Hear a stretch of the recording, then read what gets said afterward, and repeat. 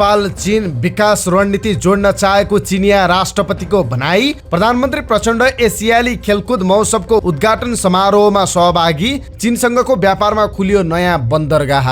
माग पूरा नभएको भन्दै राज शिक्षकहरू सडकमै। नेपाल शिक्षक संघको आन्दोलन फिर्ता, आजबाट विद्यालय खुल्ने। दाङमा देउता चढेको भन्दै अन्धाधुन्द खुकुरी प्रहार, एकजनाको मृत्यु, 2 जना घाइते। शिक्षक संघको सहमति कार्यान्वयन सांसदको हातमा रहेको शिक्षा मन्त्रीको भनाई। एमाले अध्यक्ष केपी शर्मा ओलीको भनाई। नेपालमा नर्सिङ कलेजहरू बन्द हुँदा बोर्डरमा नर्सिङ क्याम्पस खुले। जलहरी प्रकरण, पशुपतिनाथ मन्दिरमै प्राण त्याग गर्ने भन्दै कोषका सदस्य सचिवको पत्र संसद सचिवालयमा। निर्देशन दिनेहरूलाई छोडेर सेवा गर्ने कारिन्दालाई मात्र तनाव दिएको आरोप। जलहरीमा जाल जेल भएको अख्तियारको दाबी, अनुसन्धान जारी। वीरगञ्जमा हिन्दूवादीहरूको प्रदर्शन, पसलहरू बन्द गराएपछि तनावग्रस्त। हातमा लाठी बोकेर प्रदर्शन। राष्ट्रिय सभाका अध्यक्ष गणेश प्रसाद तिमिल सेनाको भनाई। सद्भाव खलबला हुने संकेत देखा परेको छ। हिरासतमा मासु मागेर दिक्क बनाए गौरीगाउँ हत्याकाण्डका अभियुक्तले। बालिनसँग जवाफ मागिरहेका यी हुँदा खाने वर्गको अस्तित्व मेटाउने काम गरेको भन्दै सडकमा उभिएर मौन विद्रोह। एजेन्ट पक्राउ परेपछि फिफियामा रकम जम्मा गर्नेहरू तनावमा।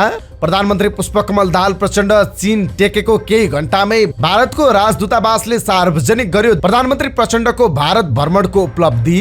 क्रिकेटको केन्द्रीय व्यवस्थापनमा आए पारस खड्का। घरेलु क्रिकेटको संरचना विकास गर्नु आफ्नो पहिलो प्राथमिकता रहेको खड्काको भनाई। एसियाली खेलकुद खेल्न नेपाली टोली आज चीन जाँदै। सन्दीप लामिछानेको आज नै अदालतमा पेशी। अन्य टिमसँगै चीन जान नपाउने। 19औं एसियाली खेलकुदको भव्य रूपमा उद्घाटन। कच्चा तेलको भाव प्रति ब्यारल $150 सम्म पुग्ने प्रक्षेपण। टर्कीले जनवरीदेखि अगस्तसम्म 33.4 मिलियन विदेशी पर्यटक भित्र आयो। रुवान्डाका किसानहरूले नवीन घाँस खेती गरेपछि दूध उत्पादनमा वृद्धि। र स्वास्थ्य सम्बन्धी जानकारीमा आज राति अबेरसम्म नसुतिकन बस्दा हाम्रो शरीरमा आउन सक्ने मानसिक समस्याहरू के हुन्, यो सम्बन्धी जानकारी सहित देशविदेशका 35 महत्त्वपूर्ण खबर संक्षिप्त रूपमा लिएर आएका छौं। हाम्रो भिडियो सामग्री अन्तिमसम्म हेर्नुहोला। शुभ प्रभात। इन्सा नेपाल न्युजमा यहाँहरू सम्पूर्णलाई हार्दिक स्वागत छ। म सुजन पौडेल। आज मिति 2080 साल असोज महिनाको 7 गते आइतबार, इस्वी सम्वत 2023 सेप्टेम्बर 24 तारिक। आज भदौ शुक्ल नवमी तिथि। दर्शक बिन सदाका दिन जस्तै आज पनि हामी देश दुनियाँको ताजा अनि महत्त्वपूर्ण खबर अपडेट सहित तपाईमा उपस्थित भएका छौं। तपाईले हाम्रो न्युज बुलेटिन कहाँबाट हेर्दै हुनुहुन्छ कृपया आफ्नो गाउँठाउँको नाम तलको कमेन्ट बक्समा लेखिदिनु होला। प्रस्तुत गरेको सामग्री मन परेको छ भने कृपया हाम्रो भिडियो सामग्रीमा एउटा लाइक अवश्य गरिदिनु होला। आउनुहोस् आजको समाचार सुरुवात गरौं। नेपाल चीन विकास रणनीति जोड्न चाहेको चिनिया राष्ट्रपतिको भनाई सम्बन्धी प्रसङ्गबाट। चिनिया राष्ट्रपति सी जिनपिङले नेपालसँगको द्विपक्षीय सम्बन्धमा निरन्तर प्रगतिका लागि विकासको रणनीतिमा जोड्न चाहेको बताउनु भएको छ। प्रधानमन्त्री पुष्पकमल दाहाल प्रचण्डसँग चीनको हाङचौमा शनिबार भएको द्विपक्षीय वार्तामा चिनिया राष्ट्रपति सीले नेपालसँगको सम्बन्धलाई चीनले अति महत्त्व दिएको बताउनु भएको छ। सीले चीन नेपालको सम्बन्धलाई अति महत्त्व दिएकोमा जोड दिनुभयो र द्विपक्षीय सम्बन्धमा निरन्तर नयाँ प्रगति प्रवर्धन गर्नका लागि विकासको रणनीतिमा जोड्ने कार्यलाई सशक्त बनाउन चाहेको बताउनु भएको छ। भेटपछि नेपालका लागि चिनिया राजदूत छन सोङले एक्समा लेख्नु भएको छ। प्रधानमन्त्री पुष्पकमल दाहाल प्रचण्ड र चिनिया राष्ट्रपति सी बीच शनिबार हाङचौमा भेट भएको थियो। दाहाल 19औं खेलकुदमा सहभागी हुन शनिबार हाङचौ पुग्नु भएको थियो। चिनिया राष्ट्रपति सीले श्रृङ्खलाबद्ध अगाडि सारेको अवधारणा तथा पहल कदमीलाई समर्थन गर्ने बताउनु भएको छ। अन्तर्राष्ट्रिय व्यवस्थापनलाई थप न्यायोचित र उचित दिशामा विकासलाई प्रवर्धन गर्न, विकासशील राष्ट्रहरूको साझा स्वार्थको संरक्षण गर्न र मानव जातिको साझा भविष्यको विकास गर्नका लागि चीनसँग काम गर्न चाहेको बताउनु भएको छ। त्यस्तै प्रधानमन्त्री पुष्पकमल दाहाल प्रचण्ड एसियाली खेलकुद महोत्सवको उद्घाटन समारोहमा सहभागी हुनुभएको छ। प्रधानमन्त्री प्रचण्ड शनिबार साँझ एसियाली खेलकुद महोत्सवमा उद्घाटन समारोहमा सहभागी हुनुभएको हो। त्यसअघि दिउँसो 4 बजे प्रधानमन्त्री प्रचण्ड नेतृत्वको प्रतिनिधि मण्डलले चिनिया राष्ट्रपति सी जिनपिङसँग भेटवार्ता गरेको थियो। चीन र नेपाल बीचको वैदेशिक व्यापारमा नयाँ व्यापारिक मार्ग सञ्चालनमा आएको छ।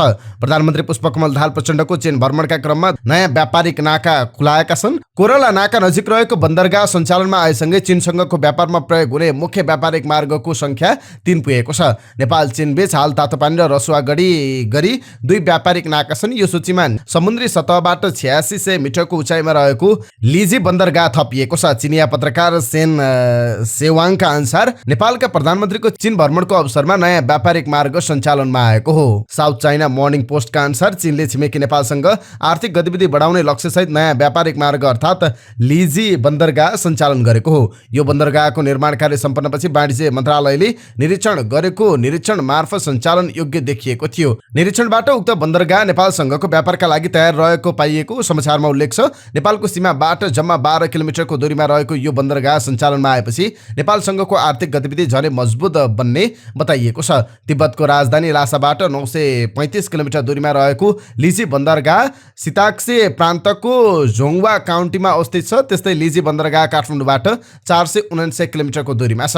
यो नेपालतर्फको माथिल्लो मुस्ताङ नजिकको कोरला नाका नजिकै पर्छ। यो नाकाबाट नेपाली र तिब्बती बीच खाद्यान्न, नुन र भेडा च्याङ्ग्राको व्यापार हुँदै आएको छ। यो नाका जोड्ने गरी नेपालतर्फको सडक मार्ग यसअघि नै सम्पन्न भइसकेको छ र नेपाल चीन जोड्ने चौथो व्यापारिक नाकाका रूपमा छ। नेपाल र चीन बीच 1400 किलोमिटर सीमा जोडिन्छ, जसमध्ये तातोपानी र रसुवागढी गरी 2 व्यापारिक नाका मुख्य रूपमा सञ्चालनमा छन्।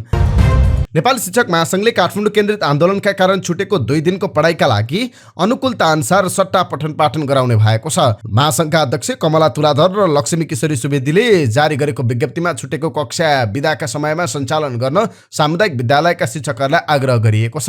त्यस्तै सरकारसँग 6 बुँदे सहमति भएसँगै आजबाट देशभरका सामुदायिक विद्यालयको पठन पाठन नियमित रूपमा चल्ने जनाइएको छ।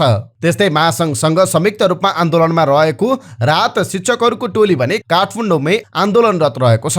सरकार र शिक्षक महासंघ बीच 6 बुँदे सहमति भए पनि राज शिक्षकहरूले आन्दोलनलाई निरन्तरता दिएका छन्। नेपाल राज शिक्षक केन्द्रीय समितिको अगुवाईमा राज शिक्षकहरूले शनिबार पनि काठमाडौँको माइतीगढदेखि नयाँ बानेश्वरसम्म प्रदर्शनमा उत्रिएका थिए। उनीहरूले 40,000 राज शिक्षक, बाल विकास शिक्षक र पेन्सन पीडित शिक्षकहरू आफूहरूसँग आन्दोलनमा रहेको बताएका छन्। राज शिक्षकहरूले शिक्षक महासंघले धोका दिएको भन्दै आफूहरूको माग पूरा नहुँदासम्म आन्दोलन जारी राख्ने बताएका छन्। राज शिक्षक केन्द्रीय समितिका अध्यक्ष खेमराज अधिकारीले शुक्रबार भएको वार्तामा शिक्षक महासंघका प्रतिनिधिले राहत तथा अस्थायी प्रकृतिका शिक्षकको बचाउ गर्न नसकेको बताउनुभयो। उहाँहरूले अस्थायी शिक्षकको डिफेन्स लिन सक्नु भएन, एकजना गृहमन्त्रीको चङ्गुलमा फस्नुभयो, अधिकारीले भन्नुभयो। यता प्रतिनिधि सभामा दर्ता भएको विद्यालय शिक्षा सम्बन्धी विधेयकमाथि असन्तुष्टि व्यक्त गर्दै आन्दोलनरत शिक्षकहरूसँग संसदीय समितिले आज छलफल गर्ने भएको छ। राष्ट्रिय सभा अन्तर्गत रहेको दिगो विकास तथा सुशासन समितिले आन्दोलनरत शिक्षकहरूसँग छलफल गर्न लागेको हो। आज दिउँसो 1 बजे संघीय संसद सचिवालयको भवन नम्बर 2 मा छलफल हुनेछ। विद्यालय शिक्षा सम्बन्धी कानुनलाई संशोधन र एकीकरण गर्न बनेको विधेयक 2080 प्रति असन्तुष्टि जाहेर गर्दै आन्दोलनरत सरकारवालासँग छलफल गर्न लागि संसद सचिवालयले जनाएको छ। सरकार र शिक्षक प्रतिनिधि बीचको वार्ता सफल भएको भनिए पनि राहत कोटा अन्तर्गतका शिक्षकहरूले आफ्नो माग सम्बोधन नभएको भन्दै शनिबार पनि आन्दोलन जारी राखेका छन्। शनिबार दिउँसो खुकुरी प्रहारबाट दाङ तुलसीपुर उपमहानगरपालिका 11 बेलटाकुराकी 43 वर्षीय रिता लामिछानेको मृत्यु भएको छ। छिमेकी 42 वर्षीय टेकबहादुर हमालले दिउँसो 2 बजे खुकुरी प्रहार गर्दा आफ्नै घर नजिकै उनको घटनास्थलमै ज्यान गएको हो। हमालले प्रहार गरेको खुकुरीको चोटले अरू 2 जना गम्भीर घाइते भएका छन्। गम्भीर घाइते हुनेहरूमा स्थानीय अन्दाजी 65 वर्षीय कमला कुमारी हमाल र उनका छोरा 45 वर्षीय वीरबहादुर हमाल रहेका छन्। घाइते कमला कुमारीको टाउकोमा गम्भीर चोट लागेको छ। उनलाई उपचारका लागि नेपालगञ्ज मेडिकल कलेज कोवलपुर लगिएको छ भने अर्का घाइते वीरबहादुरको हातमा चोट लागेको छ। उनको राप्ती प्रादेशिक अस्पतालमा उपचार भइरहेको छ। खुकुरी प्रहार गर्ने टेकबहादुर हमाललाई आइतबार दिउँसो प्रहरले पक्राउ गरेको छ। उनलाई नियन्त्रणमा लिएर अनुसन्धान भइरहेको इलाका प्रहरीकारले तुलसीपुरका डीएसपी ठाकुर पोखरेलले जानकारी दिनुभयो। उहाँका अनुसार हमाल दिउँसो घरबाट खुकुरी लिएर निस्किएका थिए। उनले बाटोमा जसलाई भेट्यो उसै माथि अन्धाधुन्दा खुकुरी प्रहार गरेका थिए। डीएसपी पोखरेलका अनुसार टेकबहादुरले आफूलाई देउता चढेको भन्दै स्थानीयमाथि खुकुरी प्रहार गरेका थिए। सो क्रममा टेकबहादुरले भेटेका लामिछाने, वीरबहादुर हमाल र कमला कुमारी हमाललाई खुकुरी प्रहार गरेको उहाँले बताउनुभयो। उहाँका अनुसार घाइते 2 जना टेकबहादुरको छिमेकी भएको खुलेको छ। हत्याको कारण कुनै रिसिभी नभएर देउता चढेको भन्दै अन्धाधुन्दा प्रहार गरेको देखिन्छ। उहाँको भनाइ छ घटनाको अनुसन्धानमै छौं, बाँकी कुरा पछि आउला। जिल्ला प्रहरीकारले दाङका डीएसपी जनकबहादुर मल्लका अनुसार टेकबहादुरको मानसिक स्वास्थ्य चेक जाँच भइरहेको छ, त्यसपछि मात्र केही कुरा बताउन सकिने उहाँले बताउनुभयो। स्थानीय बासिन्दाका अनुसार टेकबहादुर केही महिना अघि भारतबाट फर्केका थिए। उनले घरमा कुखुरा पालन गरेका थिए। राष्ट्रपति रामचन्द्र पौडेलले आफू राजनीतिक गतिविधिमा सहभागी नहुने तर विकास निर्माणका काममा सहभागी हुने बताउनु भएको छ। राष्ट्रपतिमा निर्वाचित भएपछि पहिलोपटक गृह जिल्ला तनहुँ पुग्नुभएका उहाँले ब्यास गाउँपालिका 3 बीपी वनवाटिकामा निर्माण सम्पन्न भएको सभागृहको उद्घाटन गर्दै सरकारलाई विकासका मुद्दाबारे सचेत गराउने बताउनुभयो। म दलीय राजनीतिमा हात हाल्दिन तर विकासबाट हात झिक्दिन, मुलुकलाई विकास चाहिएको छ, जो प्रधानमन्त्री आए पनि विकासका मुद्दाबारे सचेत गराउँछु उहाँले भन्नुभयो। शिक्षा विज्ञान तथा प्रविधि मन्त्री अशोक कुमार राईले नेपाल शिक्षक महासंघसँग भएको 6 बुँदे सहमति कार्यान्वयन सार्वभौम संसदका सदस्यको हातमा रहेको बताउनु भएको छ। हिजो एक कार्यक्रममा मन्त्री राईले संसदमा दर्ता भइसकेको विद्यालय शिक्षा सम्बन्धी विधेयकमा सम्बोधन हुनुपर्ने विषय संसदले गर्ने स्पष्ट पार्नुभयो। उहाँले विधेयकमा सम्बोधन गर्नका लागि सरकारले सहजीकरण गर्ने बताउनुभयो। कार्यक्रममा नेकपा एमालेका सचिव योगेश कुमार भट्टराईले शैक्षिक सरकारका विषयमा संवेदनशील नभएकाले शिक्षकले आन्दोलन गर्न बाध्य हुनु परेको टिप्पणी गर्नुभयो। नेपाली कांग्रेसका नेता बद्री पाण्डेले संसदमा पुगेको विधेयकबारे सम्बन्धित समितिले गम्भीर छलफल गरेर सहमतिका आधारमा निष्कर्ष निकाल्ने बताउनुभयो। नेकपा माओवादी केन्द्रका नेता दिनानाथ शर्माले लामो समयको प्रतीक्षापछि शिक्षा विधेयक तयार हुनु सकारात्मक भएको र यसलाई राजनीतिक दल र सांसदहरूले गहन छलफल गरेर भविष्यका कर्णधारको गुणस्तरीय शिक्षाको अधिकार स्थापित गर्नुपर्ने बताउनुभयो। नेकपा एमालेका अध्यक्ष केपी शर्मा ओलीले नेपालमा नर्सिङ कलेजहरू बन्द हुँदा बोर्डरमा नर्सिङ क्याम्पस खुलेको बताउनु भएको छ। भक्तपुरमा आयोजित एक कार्यक्रममा ओलीले एजेन्टहरूले सरकारलाई फन घुमाएको दावी गर्नुभयो। देशका विकृति विसङ्गति रोक्न सक्छौँ, रोक्नुपर्छ। हाम्रो देश हामीले बनाउन सक्छौँ, बनाउनुपर्छ। अरू कसैले बनाउँदैन। ओलीले भन्नुभयो, हाम्रो शिक्षा यहाँका नर्सिङ कलेजहरू सबै बन्द गरिदिने। बोर्डरमा 170 वटा नर्सिङ क्याम्पसहरू खुलेका छन्। त्यहाँ एजेन्टले एकजना विद्यार्थी भर्ना हुँदाखेरि 50,000 ब्याङ्क खातामा उताबाट आउँछ। एजेन्टहरू यहाँ छन्। एजेन्टले फन घुमाएको छ। अनि शिक्षा सुधारौँ भनेर शिक्षकहरू एक दिन सडकमा निस्किए भने हल्ला हुन्छ रे, बर्बाद भयो, केटाकेटीको पढाइ बिग्रियो भनेर। उहाँले तस्करी काण्डहरू चलाएर देश विकास नहुने बताउनुभयो।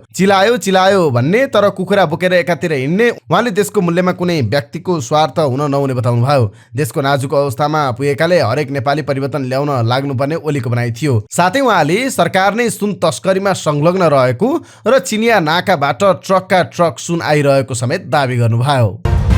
हिन्दूहरूको प्रमुख आस्थाको केन्द्र पशुपतिको मन्दिरमा राखिएको 108 किलो सुनको जलहरी काण्ड फेरि बल्झिएको छ। जलहरी काण्डमा अख्तियार दुरुपयोग अनुसन्धान आयोगले सुन नपुगेको भनेर फेरि आफूलाई दुःख दिन लागेको भन्दै पशुपति क्षेत्र विकास कोषका सदस्य सचिव डाक्टर मिलन कुमार थापाले प्रतिनिधि सभा अन्तर्गतको संसदीय समितिमा निवेदन दर्ता गराउनु भएको छ। कानुन न्याय तथा मानव अधिकार समितिमा दर्ता गरेको निवेदनमा थापाले जलहरी बारे उच्चस्तरीय छानबिन समिति बनाएर अनुसन्धान गरिदिनका लागि आग्रह गर्नुभएको छ। निवेदनमा उहाँले बदलाको भावनाले आफूलाई फसाइएमा पशुपतिनाथको मन्दिरमा प्राण त्याग गर्ने समेत उल्लेख गर्नुभएको छ। निवेदनको साथमा उहाँले मलाई न्याय देऊ सरकार लेखेर घाँटीमा फाँसीको फन्दा र आँखामा आँसु भएको मानिसको चित्र समेत पठाउनु भएको थियो। उहाँले जलहरी राख्ने काममा राष्ट्रपति प्रधानमन्त्रीदेखि तत्कालीन सदस्य सचिवसम्मका व्यक्तिको संलग्नता रहे पनि अख्तियारले पूर्वाग्रही ढङ्गले आफूलाई मात्रै दोषी देखाउन खोजेको, पशुपतिको जग्गामा चलखेल गर्न नपाएका व्यक्ति तथा मारवाडी सेवा समितिका अध्यक्ष कैलाश गोयल समेत आफू विरुद्ध लागेको आरोप लगाउनु भएको छ। कार्यकारी निर्देशक थापाले सत्य तथ्य छानबिन गरी न्याय पाऊँ भन्दै लेखेको निवेदनमा राष्ट्रपति विद्यादेवी भण्डारले 2077 साल फागुन 12 गते विशेष पूजा गरी जीर्ण चाँदीको जलहरीमाथि सुनको जलहरी स्थापना गरेको र त्यसका लागि तत्कालीन प्रधानमन्त्री केपी शर्मा ओलीको निर्देशनमा राखिएको उल्लेख गर्नुभएको छ। नेपाली सेनाको रहबर वा निगरानीमा नेपाल प्रहरीको सुरक्षा, सीसी क्यामेराको निगरानीमा पशुपतिमा भण्डारीहरू, मूल भट्ट लगायत तत्कालीन पर्यटन मन्त्री भानुभक्त ढकाल, सचिव यादव कोइराला, कोषका तत्कालीन सदस्य सचिव प्रदीप ढकाल लगायतको समितिले राखेको र प्रक्रिया अनुसार नेपाल राष्ट्र ब्याङ्क मार्फत सुन खरिद गरेको उल्लेख गर्नुभएको छ। यता अख्तियार दुरुपयोग अनुसन्धान आयोगले पशुपति मन्दिरमा जलहरी राख्दा भएको भ्रष्टाचार विषयमा अनुसन्धान प्रक्रियालाई तीव्र बनाएको छ। केही दिन यता आयोगले संलग्न पदाधिकारीलाई बोलाइ बयान लिइरहेको र प्रमाण सङ्कलन गरी अनुसन्धानलाई तीव्रता दिएको छ। अनुसन्धान भइरहेको छ, केही दिन लाग्छ। अहिले बयान अन्तिम चरणमा पुगेको छ। आयोग स्रोतको भनाइ उद्धृत गर्दै नागरिक न्युज.com ले खबर लेखेको छ। महालेखा परीक्षकको कार्यालयको प्रतिवेदन अनुसार जलहरी बनाउँदा करिब 11 किलो सुन अपुग भएको उल्लेख गरेपछि विवाद सतहमा आएको थियो। यसको त्यतिबेला मूल्य करिब 8 करोड रुपियाँ हुन आउने भएपछि झन विवाद बढेको थियो। यही मुद्दामा गत जेठमा संसदमा हंगामा भएको थियो। 2074 माघ 12 गते तत्कालीन प्रधानमन्त्री केपी शर्मा ओलीले पशुपतिनाथमा संकल्प पूजा गरेर 1 अर्बको जलहरी राख्ने घोषणापछि 108 किलोको जलहरी राखिएको थियो। त्यसमा सरकारले 30 करोड रुपियाँ दिने निर्णय गरेको थियो भने पशुपति क्षेत्र विकास कोषले 50 करोड रुपियाँ थपेर सुनको जलहरी राख्ने निर्णय गरेपछि त्यही शङ्का उत्पन्न भएको भन्दै अख्तियारमा उजुरी परेको थियो। यो निर्णयसँगै 2077 फागुन 11 गते जलहरी राखिएको थियो। त्यतिबेला कोषका तत्कालीन सदस्य सचिव प्रदीप ढकालले जलहरी निर्माण गर्न कोषाध्यक्ष मिलन थापाको संयोजकत्वमा समिति बनाएका थिए। सोही समितिले जलहरी बनाएर पशुपतिमा राखेको छ। अहिले थापा सहितको टिमलाई अख्तियारले बयान लिइरहेको छ। अख्तियारका प्रवक्ता भोला दालले अनुसन्धान चलिरहेको विषयमा केही भन्न नमिल्ने बताउनुभयो। अहिले अनुसन्धान चलिरहेको छ, यो विषयमा मलाई जानकारी पनि हुँदैन र अनुसन्धान बारे सोध्ने कुरा पनि भएन। अनुसन्धान सकिएपछि बाहिर आइहाल्छ, उहाँले भन्नुभयो। सर्लाहीको मलङ्गुवामा हिन्दूमाथि आक्रमण भएको भन्दै वीरगञ्जमा हिन्दूवादीहरूले लाठीमुढा लिएर आन्दोलन सुरु गरेका छन्। हिन्दूवादीहरूले हिजो जुलुस निकालेका हुन्। सो क्रममा उनीहरूले पसल बन्द गराएका थिए। सम्भावित दुर्घटना हुन नदिन ठूलो संख्यामा प्रहरी परिचालन गरिएको थियो। हिन्दूवादीहरूले आक्रमणकारीलाई कडा कारबाही गर, हिन्दू राष्ट्र घोषणा गर, हिन्दू एकता जिन्दाबादका नारा लगाएका थिए। मलङ्गुवामा बिहिबार राति मूर्ति सेलाउन जाने क्रममा दुई समूहबीच झडप भएको थियो, जस क्रममा एकजना युवकमाथि छुरा प्रहार भएको थियो। घटनाले उग्र रूप लिएपछि स्थानीय प्रशासनले मलङ्गुवा क्षेत्रमा बिहिबार राति 10 बजेदेखि नै अनिश्चितकालीन कर्फ्यू लगाएको थियो। राष्ट्रिय सभा अध्यक्ष गणेश प्रसाद तिमी सिन्हाले देशमा जातीय र धार्मिक सद्भाव खलबलाउने संकेत देखा पर्न थालेकाले यसलाई रोक्नुपर्ने बताउनु भएको छ। नवलपरासीमा रहेको मुस्लिम संगठन ओल्मा काउन्सिल नेपालले हिजो परासीमा आयोजना गरेको संयुक्त धर्म सम्मेलनलाई सम्बोधन गर्दै उहाँले कोशी प्रदेशबाट देखिएको जातीय र धार्मिक विभेदको बाछिटा अन्य जिल्लामा पनि पर्न गएकाले यसलाई रोक्नका लागि सबै धर्महरू लाग्नु पर्नेमा जोड दिनुभयो। पछिल्लो पटक धार्मिक सद्भाव बिग्रने संकेत बढ्दै गएपछि ओल्मा काउन्सिलले नवलपरासीका सबै धार्मिक संगठनहरूको भेला गरेर सम्मेलन गरेको हो। धार्मिक सहिष्णुता र एकताका बारेमा नेपालबाट विश्वले सिक्नुपर्ने बताउँदै तिमी सिन्हाले सबै धर्मको आस्था अनुसार हिँड्नका लागि देशलाई धर्मनिरपेक्षता घोषणा गरिएको बताउनुभयो। सम्मेलनमा लुम्बिनी प्रदेश सदस्यहरू, स्थानीय तहका जनप्रतिनिधि, राजनीतिक दलका प्रतिनिधि तथा सामाजिक सङ्घ संस्थाको सहभागिता रहेको थियो। वैदेशिक रोजगारीका लागि खाडी मुलुक साउदी अरब गएका झापा हल्दीबारीका एक युवकको मृत्यु भएको छ। साउदी अरब पुगेको हप्ता दिनभित्रै मृत्यु भएपछि साबिक गोलधाप गाविस 3 हाल हल्दीबारी गाउँपालिका 1 निवासी विजय रिमालको शव नेपाल ल्याइएको छ। विजय गत साउन 15 गते रोजगारीको लागि साउदी गएका थिए। उनको शव शुक्रबार काठमाडौँ आइपुगेको हो। शनिबार बिहान 10 बजे कन्काई नदीमा दाह संस्कार गरिएको छ। साउदी अरब पुगेपछि बिरामी परेका कारण विजयको मृत्यु भएको बताइएको छ। महिला बालबालिका तथा ज्येष्ठ नागरिक मन्त्री सुरेन्द्र राज आचार्यको पहलमा भारतमा बेचिएका 2 किशोरीको उद्धार गरिएको छ। उद्धार गरिएका किशोरीलाई मन्त्री निवास पुलचोकमा हिजो स्वागत गर्दै मन्त्री आचार्यले भन्नुभयो, सुर्खेतबाट किशोरी बेचबिखनमा परेको खबर आयो। त्यसपछि भारतमा रहेको नेपाली दूतावास मानव बेचबिखनमा परेकालाई उद्धार गर्ने संस्थासँग सम्मेलन भयो र दिल्ली महिला आयोग दूतावासको सम्मेलनमा मेरै पहलमा हामीले दिल्लीबाट सफलतापूर्वक उद्धार गर्यौं। यसका लागि शक्ति समूहको महत्त्वपूर्ण भूमिका छ। बेचिएका किशोरीको उद्धार कार्यको जानकारी गराउँदै शक्ति समूहकी अभियानकर्मी चरिमाया तामाङले बेचबिखनमा परेकालाई स्वदेश फिर्तीको नीति नियम र कार्यविधि नहुँदा उद्धारमा समस्या भएको बताउनुभयो। काठमाडौँको गौरी गाउँमा 4 जनाको ज्यान लिएका सिन्धुपाल्चोकका 23 वर्षीय सञ्जय भण्डारीले प्रहरीलाई दिक्क बनाएका छन्। हिरासतमा पुगेको केही दिनमा नै उनीदेखि प्रहरी दिक्क भइसकेको छ। उनले प्रहरीसँग खानासँग मासु मागेर दिक्क गराउने गरेका छन्। आफू बाहिर रहँदा सधैँ मासु खाने गरेको भन्दै उनले प्रहरीसँग मासु मागेर दिक्क बनाउने गरेका हुन्। बोल्न र सुन्न नसक्ने उनी साङ्केतिक भाषाको प्रयोग गरेर प्रहरीसँग कुराकानी गर्छन्। उनी प्रहरीसँग आक्रामक समेत हुने गरेका छन्। उनी अदालतमा बयानका क्रममा समेत न्यायाधीशसँग समेत आक्रामक रूपमा प्रस्तुत भएका थिए। जिल्ला अदालत काठमाडौँका न्यायाधीशले उनीसँग 30 मिनेट भन्दा बढी समय लगाएर दोबासेको माध्यमबाट सोधपुछ गरेका थिए। तिमीले हत्या भएका व्यक्तिलाई चिन्छौ भनेर प्रश्न गर्दा मैले सबैलाई चिन्छु, तपाईलाई पनि अब चिन्छु भनेर जवाब फर्काएका थिए। उभिएको 100 घण्टा नाग्यो, न गर्मी न झरी, हल्का आकाशे रङको टी सर्ट, हाफ प्यान्ट र खुट्टामा चप्पल, दिनभर काठमाडौँ महानगरका मेयर बालेन शाहको कारले अगाडि उभिरहेका छन्। यी 28 वर्षीय युवा उनी 4.5 दिनदेखि प्रदर्शनी मार्ग स्थित राष्ट्रिय सभागृह अगाडि सडकमा उभिएर महानगरपालिकाका युवा प्रतिनिधि मेयर बालेन शाह र उपमेयर सुनिता डङ्गोलसँग जवाबदेहिता मागिरहेका छन्। युवा जनप्रतिनिधि निर्वाचित भएपछि नागरिकमा जाएको आशा विपरीत हुने गरी हुँदा खाने वर्गको अस्तित्व मेटाउने काम गरेको भन्दै उनले सडकमा उभिएर मौन विरोध गरिरहेका छन्। गत मङ्गलबार 77 घण्टा उभिएर भद्र अवज्ञा गर्न सार्वजनिक आह्वान गरेका उनले शनिबार थप 46 घण्टा लम्बाए। सडकमा उभिएकै कारण शनिबारसम्म उनका खुट्टा सुन्निएका छन्। उभिँदा उभिँदा अब त खुट्टाले दुखेको थाहा पाउन छोडे उनले भनेका छन्। सडकमा साइकल, ठेलागाडा, नाम्लो र नाङ्लोको आडमा 2 पैसा आर्जन गरेर जीविकोपार्जन गरिरहेकालाई विस्थापित गर्ने महानगरपालिकाको नीति विरुद्ध आफूले भद्र अवज्ञा गरेको उनले बताएका छन्। शुक्रबारसम्म उनीसँगै प्रवीण काफ्ले र सौरभ नेउपाने पनि सडकमा उभिएका थिए। यसैबीच बिहिबार र शुक्रबार महानगरपालिकाबाट लखेटिएका सडक र फुटपाथ व्यवसायीले पनि उनलाई साथ दिएका थिए। त्यसबाहेक थुप्रै नागरिक अगुवा र अभियन्ताहरूले उनीहरूको उनीहरूको मौन विद्रोहमा साथ दिएका छन्। शुक्रबार Sunita Balen we expect better from you लेखेको प्लेकार्ड बोकेका यीले शनिबार दिनभर सरकारका लागि मात्र हो कि मान्छेहरूका लागि हो भन्ने प्रश्न लेखिएको प्लेकार्ड प्रदर्शन गरेका थिए। सहर गरिब र धनी सबैको साझा भएको र सरकारले पनि सबैलाई समान व्यवहार गर्नुपर्ने उनको माग थियो। मेयर शाहले चुनावअघि गरेको वाचा र सार्वजनिक प्रतिबद्धता विपरीत सहरको सबैभन्दा कमजोर र हुँदा खाने वर्गको गाँस खोज्ने काम गरेको यीको भनाइ छ।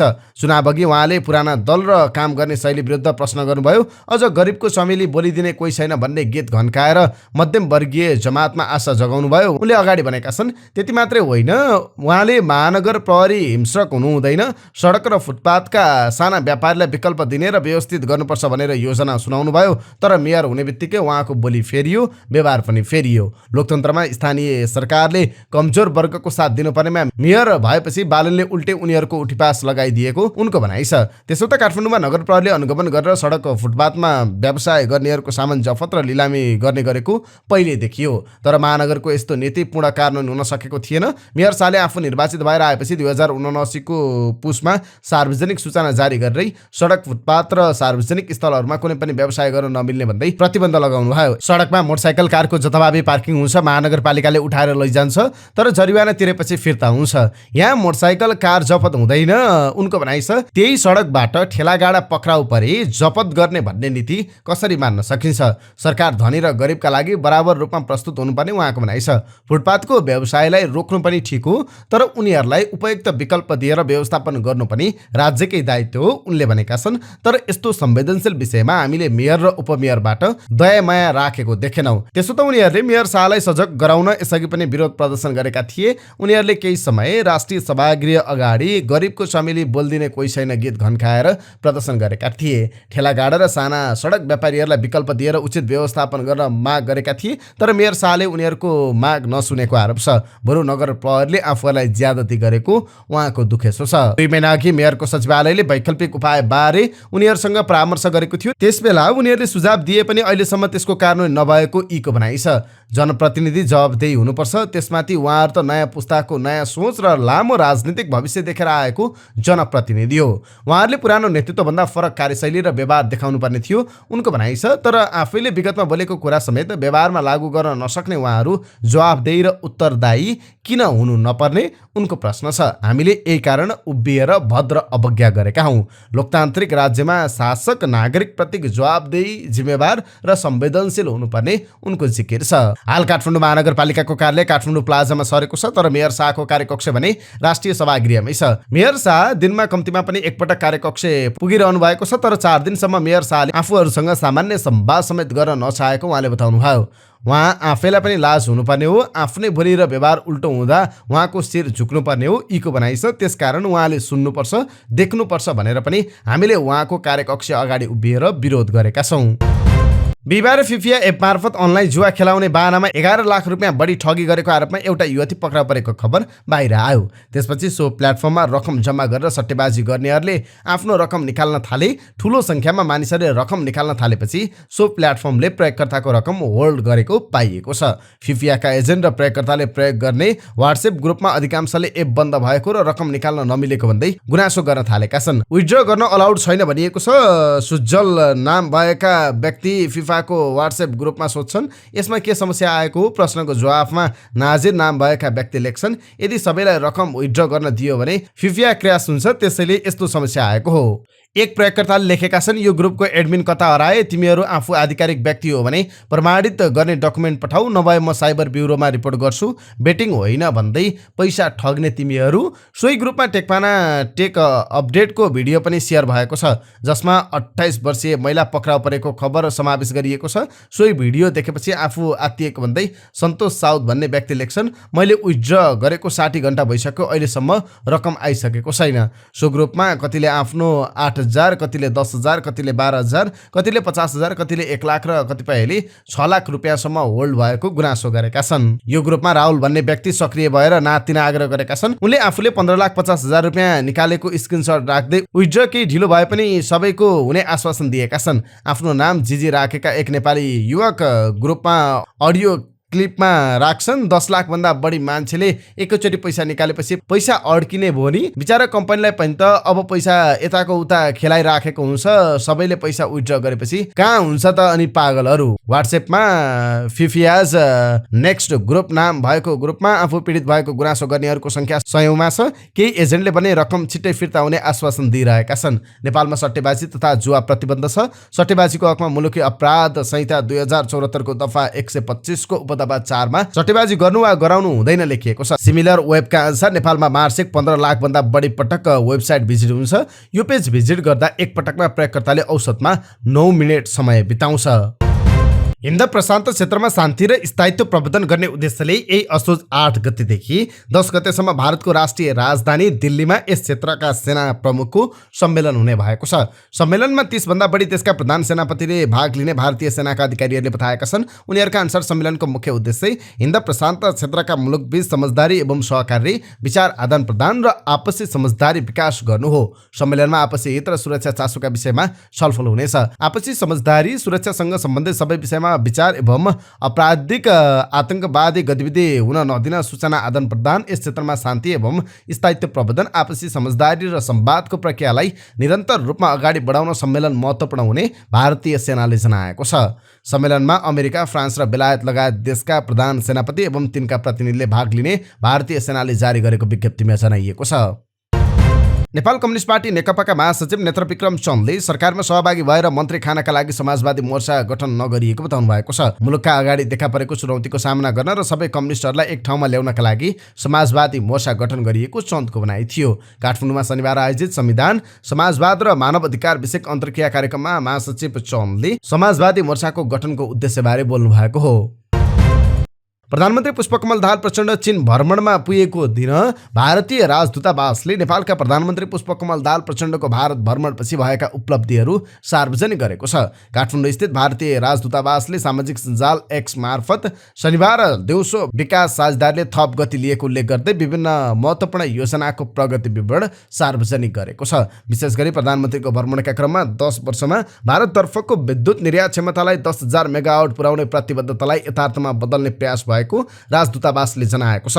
त्यस्तै 132 केबी टनकपुर महेन्द्रनगर प्रसारण लाइन मार्फत विद्युत थप भएको उल्लेख गरिएको छ। प्रधानमन्त्री प्रचण्ड र समकक्षी नरेन्द्र मोदी बीच भएको भेटघाटको तस्बिर सार्वजनिक गर्दै दूतावासले भनेको छ, विकास, सहयोग, सम्बन्ध सुदृढ र परिवर्तन गर्दै अगाडि बढ्छौं। दूतावासले कुर्ता बिजलापुर रेल 2072 मा गएको महाभूकम्पपछि ललितपुरको नापीचन्द्र महाविहार पुनर्निर्माण, बुढा नीलकण्ठ धर्मशाला पुनर्निर्माण लगायतका विषयहरूलाई पनि उपलब्धिका रूपमा सार्वजनिक गरेको छ।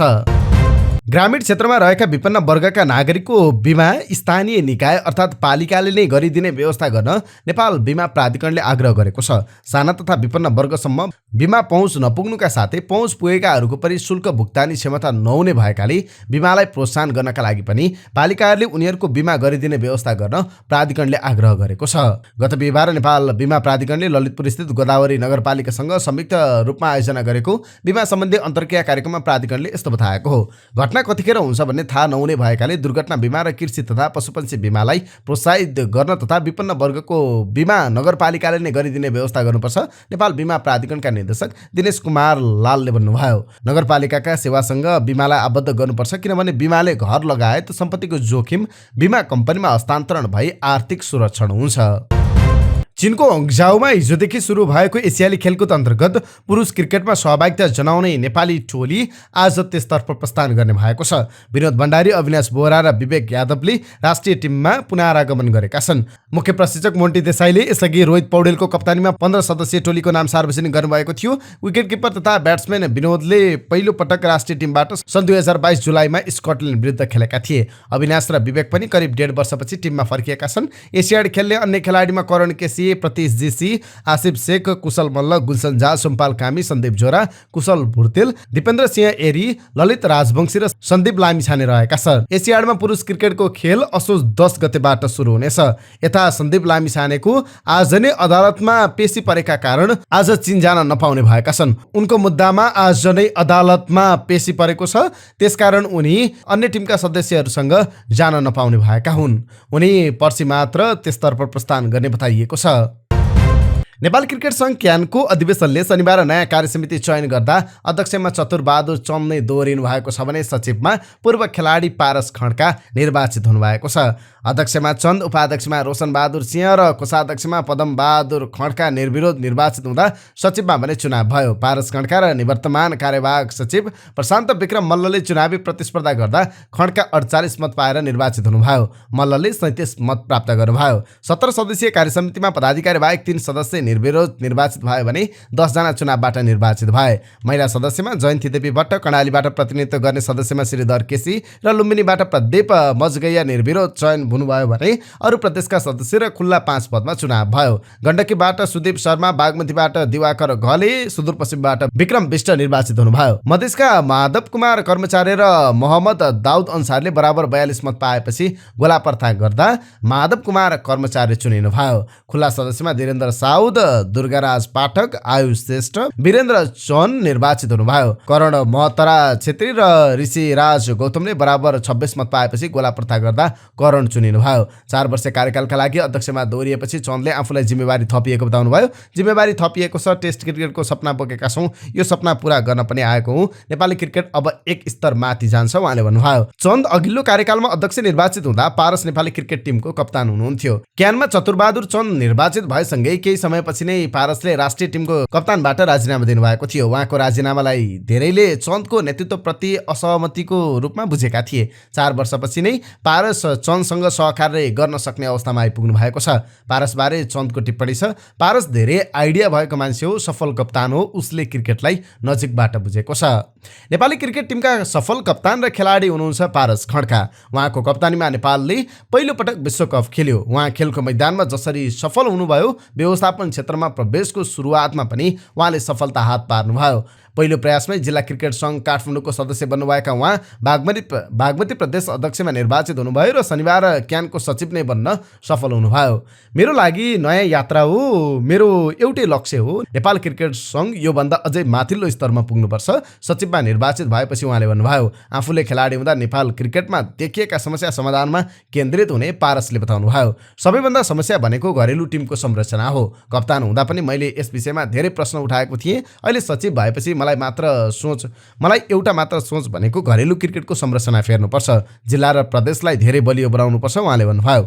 आफूले खेलाडीको रूपमा राष्ट्रिय र अन्तर्राष्ट्रिय रूपमा धेरै सम्बन्ध बनाएको भन्दै क्यानको सचिवका रूपमा अरू त्यस सम्बन्धको उपयोग गर्ने बताउनुभयो। यो सम्बन्ध आर्थिक साझेदारी वा खेलका रूपमा हुन सक्ने उहाँको भनाइ थियो। विगतमा खेल जितेर आउँदा क्रिकेट टिमको वाइवाई हुने र हार्दा मात्र क्रिकेट सङ्घ सरकारको कमी कमजोरीबारे चर्चा हुने गरेको भन्दै पारसले क्रिकेट टिम जस्तै क्रिकेट सङ्घको पनि वाइवाई हुने बताउनुभयो। क्रिकेट सङ्घको मुख्य काम खेलाडीको भविष्य सुनिश्चित गर्नु रहेको पारसको भनाइ थियो। अब क्रिकेट सङ्घलाई निश्चित विधि र पद्धतिमा हिँडाउनु पर्ने पारसले बताउनुभयो। नेपाल क्रिकेट साँच्चीकै अगाडि बढाउने हो भने क्रिकेट सङ्घले कार्यविधि बनाउनु पर्यो र म लगायत सबै पदाधिकारीहरू यही कार्यविधि अनुसार चल्नु पर्यो उहाँले भन्नुभयो। आफू क्यान कार्यसमितिमा निर्वाचित हुँदैमा क्रिकेटमा परिवर्तन नहुने भन्दै उहाँले आफ्नो तर्फबाट भने 100% काम गर्ने विश्वास व्यक्त गर्नुभयो। पारस खड्का आएर मात्र क्रिकेट परिवर्तन हुने होइन, पारस खड्काले आफ्नो भूमिका निर्वाह गर्न जसरी खेल जीवनमा जिउ ज्यान लगाएको थियो त्यही अनुरूप आफ्नो समय, परिस्थिति र विचारलाई टिममा कन्भर्ट गरेर सङ्घ पदाधिकारी, प्रदेशका पदाधिकारी, जिल्लाका पदाधिकारीसँग समन्वयन गरेर क्रिकेटको स्ट्रक्चर बनाएर अगाडि बढ्ने हो भने केही परिवर्तन हुनेछ उहाँले भन्नुभयो। पारसले अहिले क्यानको मुख्य ध्यान नेपालले आयोजना गर्ने एससीसी टी20 विश्वकप एसिया क्षेत्र छनौट खेल रहेको बताउनुभयो। उक्त खेलबाट नेपाललाई पुनः विश्वकपमा पुर्याउने उहाँले बताउनुभयो। पहिलो प्राथमिकतामा एससीसी ट्रफी नेपालमा नै आयोजना हुँदैछ। अहिले पुनः नेपाललाई अर्को पटक विश्वकपमा पुर्याउनु पर्यो, त्यसपछि जिल्ला र प्रदेशको संरचना बलियो बनाउनुपर्छ उहाँले भन्नुभयो। अघिल्लो कार्यकालका कोषाध्यक्ष र यसपटक निर्विरोध निर्वाचित हुनुभएका रोशन कुमार सिंहले आफू काम गर्ने मान्छे भएकाले पदले फरक नपार्ने बताउनुभयो। काम गर्ने मान्छे हुँ, काम गर्न आएको हुँ, मलाई पदले फरक पार्दैन। कोषाध्यक्षमा निर्विरोध चयन हुनुभएका पदमबहादुर खड्काले क्यानमा पारदर्शिता ल्याउने बताउनुभयो। अब क्यानमा सक्दो पारदर्शिता ल्याउने कोसिस गर्नेछौँ उहाँले भन्नुभयो। महिला सदस्यको रूपमा निर्विरोध दोहोरिनु भयो कि जयन्ती देवी भट्टले आउँदो अधिवेशनबाट क्यानमा 33% महिला प्रतिनिधित्व हुनुपर्ने बताउनुभयो। चीनको चच्याङ प्रान्तको राजधानी हाङचाउ र आसपासका 5 शहरमा हुने प्रतियोगिता चिनिया राष्ट्रपति सी जिनपिङले औपचारिक उद्घाटन गर्नुभएको हो। सन् 2016 को G20 शिखर सम्मेलन आयोजना गरिएको शहरमा प्रतियोगिता आयोजना भएको हो। कमलको फूल आकारको रङ्गशालामा भएको उद्घाटन समारोहमा एसियाली ओलम्पिक परिषद पदाधिकारीदेखि नेपालका प्रधानमन्त्री पुष्पकमल दाहाल प्रचण्ड लगायत एसियाका विभिन्न सरकार र राष्ट्र प्रमुखहरूको उपस्थिति रहेको थियो। सन् 2015 सेप्टेम्बर 16 मा चीन एसियाली खेलकुद आयोजनाको लागि छनौट भएको थियो। सन् 2022 सेप्टेम्बर 10 देखि 25 सम्म तय भएको प्रतियोगिता कोभिड-19 ले गर्दा 1 वर्ष धकेलिएको थियो। प्रतियोगिता हिजो सेप्टेम्बर 23 बाट औपचारिक सुरु भएर अक्टोबर 8 सम्म जारी हुनेछ। प्रतियोगितामा 45 एसियाली देशका 12,000 खेलाडी सहभागी छन्। नेपालबाट 29 खेलमा भाग लिन 250 खेलाडी सहभागी छन्। उद्घाटन समारोहको मार्च पासमा दौरा सुरुवाल भातगाउँले टोपी र साडी चोलीमा सजिएर नेपाली टोलीले आकर्षक प्रस्तुति गर्दा प्रधानमन्त्री प्रचण्ड मुस्कुराएर ताली बजाएको तस्बिर ठूलो पर्दामा देखाइएको थियो। चीनले आयोजना गरेको यो तेस्रो एसियाली खेलकुद हो। आगामी वर्षसम्म कच्चा तेलको मूल्य प्रति ब्यारेल $150 सम्म पुग्न सक्ने प्रक्षेपण गरिएको छ। अमेरिकाको JP मोर्गन ब्याङ्कका ऊर्जा विश्लेषकले आगामी वर्ष कच्चा तेलको भाव $150 पुग्ने दाबी गरेका छन्। तेल बजारमा मन्दी नै छायो भने पनि प्रति ब्यारेल $80 भन्दा तल नझर्ने उनीहरूको दाबी छ। अहिलेकै हिसाबले तेल उत्पादक देशहरूले उत्पादनमा कडाई गरिरहने हो भने मूल्य सजिलै $150 पुग्ने क्रिस्टियान मालिकले उत्पादनमा लगानी नबढाउने हो भने बढ्ने भनेको मूल्य नै हो भनेका छन्। उनले सन् 2030 सम्ममा तेल उत्पादनको लगानी $30 अर्ब ले घट्ने अनुमान गरेका छन्। तेल उत्पादनमा लगानी घट्दा त्यसले अन्तर्राष्ट्रिय बजारमा ऊर्जा सङ्कट ल्याउन सक्ने चेतावनी समेत पनि उनले दिएका छन्। टर्कीले जनवरीदेखि अगस्तसम्म 33.4 मिलियन विदेशी पर्यटकलाई देशमा भित्राएको छ। गत वर्षको तुलनामा 13.95% पर्यटकमा वृद्धि भएको छ। टर्कीको संस्कृति तथा पर्यटन मन्त्रालयले यसबारे जानकारी गराएको छ। टर्कीका लागि आर्थिक केन्द्रका रूपमा पर्यटकीय क्षेत्र हो। यस वर्षको पहिलो 8 महिनामा 11.5 मिलियन आगन्तुकलाई आकर्षित गरेको मन्त्रालयले जनाएको छ। भूमध्य सागरीय प्रान्त अन्ताल्या समुद्री तटका लागि परिचित छ। त्यहाँ यस वर्ष 10.2 मिलियन पर्यटक आएका छन्। त्यस्तै उत्तर पश्चिमी सीमावर्ती प्रान्त एडिनेले छिमेकी ग्रिस र बुल्गेरियाबाट 3.2 मिलियन पर्यटक भित्राएको छ। अघिल्लो 8 महिनामा रुस, जर्मनी र बेलायतबाट टर्की भ्रमण गरेका छन्। टर्कीले सन् 2022 मा 51.4 मिलियन पर्यटक भित्राएको थियो भने यसबाट 46 बिलियन अमेरिकी डलर राजस्व जम्मा पारेको थियो। भारतले 19औं एसियन गेममा सहभागी हुन गएका आफ्ना खेलाडीलाई चीनले प्रवेश नदिएपछि कडा आपत्ति जनाएको छ। चीनले भारतको अरुणाञ्चल प्रदेशका खेलाडीलाई एसियन गेममा सहभागी हुनबाट रोकेपछि भारतले आपत्ति जनाएको छ। चीनले अरुणाञ्चल प्रदेशलाई आफ्नो भूभाग मान्दै आएको छ र उक्त भूभाग भारतले अतिक्रमण गरेको आरोप लगाउँदै आएको छ। जानी अवरोधका विरुद्ध नयाँ दिल्ली र बेजिङमा कडा विरोध गरिएको बागचीले बताएका छन्। चीनको यस कार्यले एसियाली खेलकुदको भावना र आचरण सम्बन्धी नियमको उल्लङ्घन भएको जनाइएको छ। त्यस्तै चीनले आफ्नो खेलाडीलाई लगाएको रोकको विरोध स्वरूप भारतका सूचना तथा प्रसारण तथा युवा मामिला तथा खेलकुद मन्त्रीले एसियन खेलकुदमा सहभागी हुन जाने आफ्नो भ्रमण रद्द गरेको जानकारी दिएका छन्। सरकारले संसदमा पेश गरेको श्रम कानूनको विरोधमा ग्रिसका नागरिकहरू व्यापक रूपमा सडकमा उत्रिएका छन्। ग्रिसका मजदुरहरूले सडकमा उत्रिएर हडताल नै गरेका छन्। सार्वजनिक क्षेत्रको छाता युनियन एडिडी र अन्य श्रमिक सङ्गठनले विधेयक फिर्ता लिन माग गर्दै 24 घण्टे हडताल गरेका छन्। सरकारले भने यस विधेयकले अघोषित श्रमको समस्यालाई समाधान गर्ने र कामदारको आम्दानी बढाउन मद्दत गर्ने बताएका छन्। यता प्रदर्शनकारीहरूले सबै मिलेर कामदार, पेन्सन र बेरोजगार मानिसहरूलाई झनै गरिबीमा पुर्याउने काम भएको बताएका छन्। उनीहरूले माग पूरा नभएसम्म आन्दोलन जारी राख्ने चेतावनी समेत दिएका छन्। रुवान्डाका केही पशुपालक किसानहरूले मुख्य रूपमा घाँस खेतीमा केन्द्रित नवीन खेती अभ्यासहरू अपनाई दूध उत्पादनमा वृद्धि गरेका छन्। पूर्वी प्रान्तको यङ्गातारे जिल्लाका स्थानीय पशुपालक किसान लिभिङस्टोन एभियोगोमा र थोमस रुकेलाले विभिन्न प्रकारका घाँस खेती गरेर गाईको दूधमा वृद्धि गरेको बताइएको छ।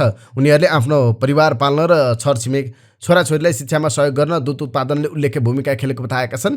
उनले सुरुमा सुक्खा मौसममा कम उत्पादनका कारण चुनौतीको सामना गर्नु परेको बताएका छन्।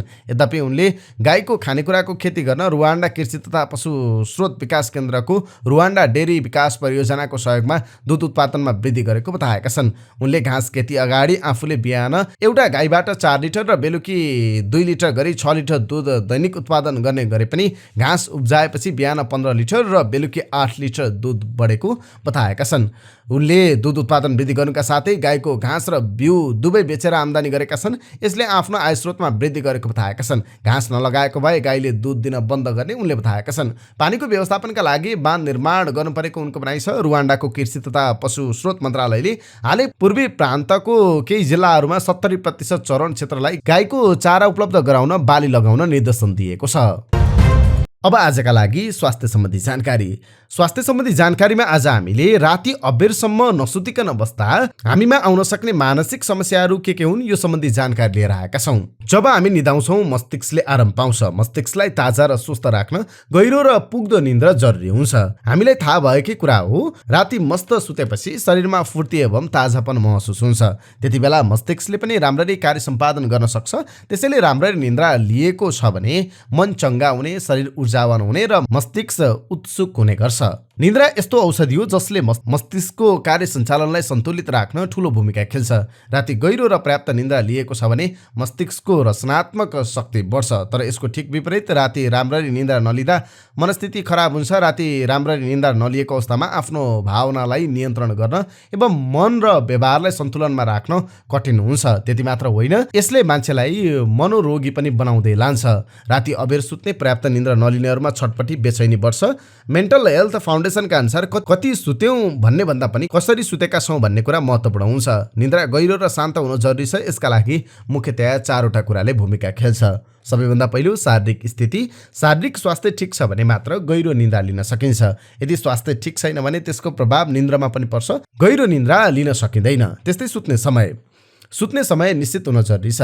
अहिले हामी मोबाइलमा यसरी लम्पट हुन्छौँ कि सुत्ने र उठ्ने कुनै निश्चित तालिका नै हुँदैन।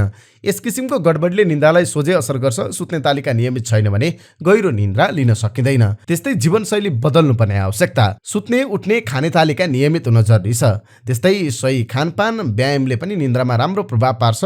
शारीरिक रूपमा निष्क्रिय रहने, खराब खानपान गर्ने, मदिरापान गर्ने जस्ता बानीले निन्द्रा बिगार्छ।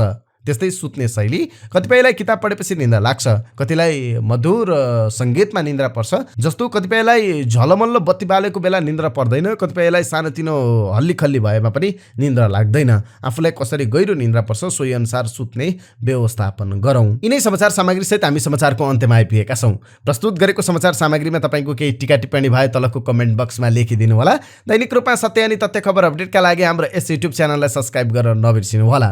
दिनभरको न्युज अपडेट बेलुकी 6 बजे हाम्रो यस युट्युब च्यानलमा हेर्न सक्नुहुन्छ। जहाँ जाँदै प्रस्तुत गरेको सामग्री मन परेको छ भने कृपया हाम्रो भिडियो सामग्रीमा एउटा लाइक अवश्य गरिदिनु होला। तपाईँको बाँकी पल सुखद रहोस्।